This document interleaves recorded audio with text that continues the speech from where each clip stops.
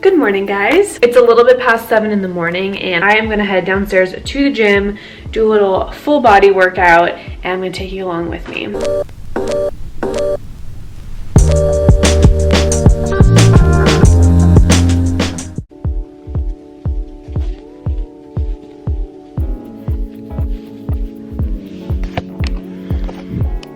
This lighting though, okay. Good morning, 7 a.m. sun. Hi, I see you. Depending on how I feel before a workout, whether it's morning, afternoon, or night, will determine if I eat something before a workout. So right now, just woke up, not feeling super hungry, don't really want to eat anything at the moment. So I am just gonna sip some water and then head downstairs. If I was feeling hungry though, I would probably just eat something like a protein bar, something small, maybe a piece of fruit. I don't know. I don't really eat a lot generally before a workout, especially in the morning, just because I am like the furthest thing from hungry when I wake up. I feel like I've worked out enough times to definitely test the water to see like if it's okay for me to work out with just water in my system, or I've definitely tried working out with food, with a breakfast, with a lunch, with a protein bar, and I feel the same across the board. So if I'm not truly hungry, I'm not gonna eat until after a workout.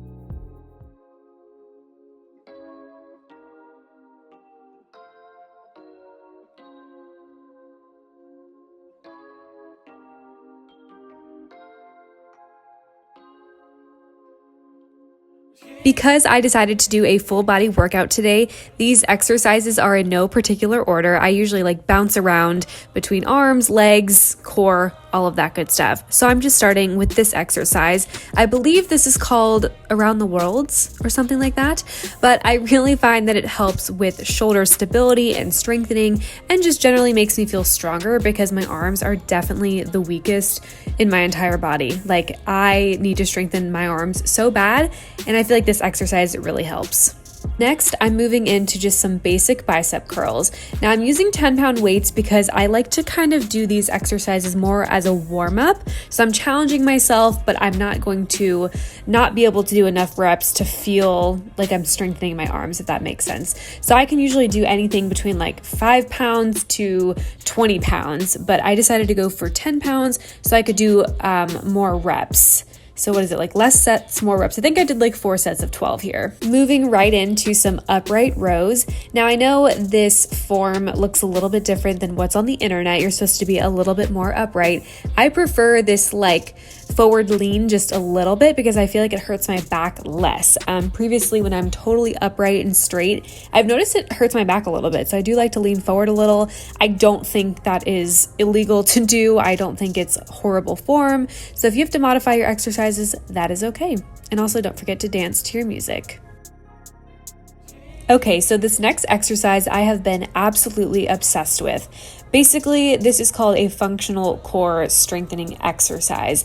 And I'm going to be honest with you, I don't really know the true definition of functional core workouts, but I'm going to explain as best as I can what it means to me, and maybe it'll help you figure out how to do them. But basically, instead of just lying down and doing tons of crunches or doing really generic ab or oblique exercises that feel pointless, what you want to do is take additional weight with your arms or your legs and just move your body in a way that really strengthens your core without actually doing like sit-ups. So as you can see, I'm taking this heavy weight, I'm moving it around the top of my head, and then I'm bringing it to the side of my body to do a lunge. And my core was on fire, more than it ever has been with crunches or anything like that. So I'm squeezing my core very tight during these exercises, and it has made a huge difference in my core strength by doing something like this versus like 100 sit-ups. Next up, I'm just doing some generic weighted squats. Now, I like to hold my weight a little bit higher up, so I'm holding it near my shoulders versus doing the squats with the weights a little bit lower, having my elbows extended and holding the weight, like between my legs or something, like if you were to do a kettlebell. I'm gonna be honest, I don't know the difference, but I just prefer to hold the weight higher like I am in this video. Here is another example of a fantastic functional core workout. So as you can see here, this workout is clearly working on some balance, stability, core strengthening, and bonus, I get to work my shoulders and my arms. So I personally feel like my balance is not the best, and I definitely have pretty weak ankles from years of playing volleyball and just being a crazy kid and like jumping out of trees and things like that. I feel like I've always had weaker ankles. Like I can literally trip over a flat surface, and I'm not even joking. So I really like to do this exercise in particular because I feel like I'm just doing so many things in one exercise, and it's pretty simple to do. I mean, I'm definitely working hard, but it's not like a complicated thing to do. You just have to really focus, and you definitely feel your core working. You feel the balance, you feel the stability. And then again, bonus, I get to work my shoulder by doing an overhead press. And you thought we were done with functional core strengthening exercises? No ma'am, no sir. Here's another one for you. This one is fantastic. This is weighted marching in place. So as you can see, I have that kettlebell high up and close to my body. I think this was like a 25-pound one, and I'm just raising those legs as high as I can, and my core is so engaged and working so hard. And I feel like this is just so much better than laying around and doing crunches. And I know I keep using crunches as an example, but I hate doing them, so I'd rather do something like this.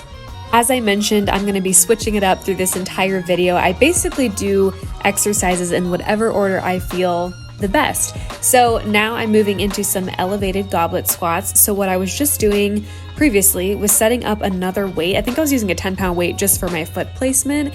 You can use plates, you can use whatever. You don't even have to elevate if you don't want to. You can just do a regular goblet squat. I do like to elevate. I feel like it works my legs just so much harder. But basically I have my heels, you can't really see it in the video, but I have my heels on the weight, so my toes are down onto the ground and my feet are pretty close together, and I am just squatting down as low as I can go. I know in the video it doesn't look like I'm going that low, but I'm definitely trying my best, okay? But I really like these squats specifically. You can really feel the burn in the glutes and the quads and the hamstrings, and I just overall like this form. And this is definitely one of my favorite exercises. You can also widen your stance too. I think technically you're supposed to be a little bit wider, but no harm, no foul. So here I am setting up for the next exercise. Any guesses at what I'm about to do? Any idea? Well, if you guessed Bulgarian split squat, then you are correct. So I've been working really hard on trying to get my form as good as possible. I learned the hard way that your back does not need to be straight up and down. It's going to hurt your back, and you're also really emphasizing this exercise on your quads, which is not the goal, okay? We are trying to get that dump truck booty. So this position with your back kind of more angled, like your trunk angled forward more, is really going to emphasize the glutes, which is what we want, ladies and gents. And as you can see, the leg that's on the bench is coming down almost perpendicular to the floor, and the leg that's on the ground, I'm working on that 90-degree angle at the knee. That is going to be your best form. And mine's not perfect, but I'm definitely way better than I used to be. As I've mentioned in some of these other exercise clips so far, I have a hard time with balance and stability, especially when I have to balance on my left leg and my left foot. For some reason, my balance is just so bad, so that's why the setup of this clip is taking a little bit longer, because my balance is not the best. But you know what? We're powering through it. We're getting the workout done. We're doing the exercise. We're just pounding through the reps. We can get it done. We might be a little unsteady and unbalanced, but just do your best, you know? I lose my balance every so often, and that's okay. As long as you work on your form and you don't hurt yourself, it's totally fine to mess up and to kind of stumble around until you get it right. I'm so excited to be sharing these next few clips with you guys. If you've been following me on my food and fitness Instagram, some of this might look familiar, but basically I'm trying to do an unassisted pull-up. So for now, I'm using different things like these wrist guards that's helping with my grip strength and also preventing me from getting blisters, and they have helped so much. Oh my gosh, I was getting blisters left and right on my hands, and until my grip strength is better, I've been using them. Additionally, I've been using these resistance bands to really help with like the recoil of a pull-up. So if you don't follow me on that Instagram, which if you're not, you should, it's at Carb Free Kayla, although on the DL, she's probably getting a rebrand soon and is going to have a different at, but stay tuned for it, and we'll see what happens. But anyways, I am doing my own journey to a pull-up. I want to be able to be strong enough in my arms to do at least one unassisted pull-up, because I can do 0 right now. So as you see here, I'm setting up with the resistance bands. I have the wrist I don't even know what you call those. Those like what are they called? Gloves? Oh my gosh, am I that dumb? They're called gloves, right? I don't even know. But anyways, the gloves really help me. They protect my hands from getting blisters, and they also have like a rubber like palm to it, so it makes the grip a lot better. So as you can see here in these clips, I'm really working on slow, controlled movements.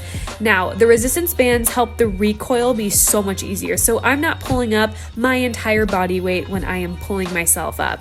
It is giving me some slack because whatever amount the resistance band can hold is kind of subtracted from my total body weight. So I'm working on it. I'm doing journey to a pull-up. The pronated hand position like I'm doing now is so much harder. But it's a work in progress, guys.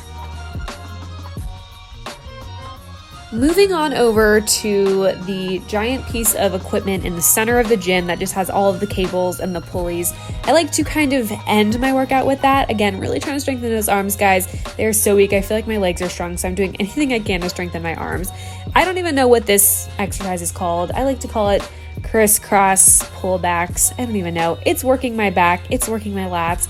It's working my scapulas. I'm trying to get those stronger and more toned. So I like to cross the cables over and then really work on pulling and squeezing my shoulder blades on the way back.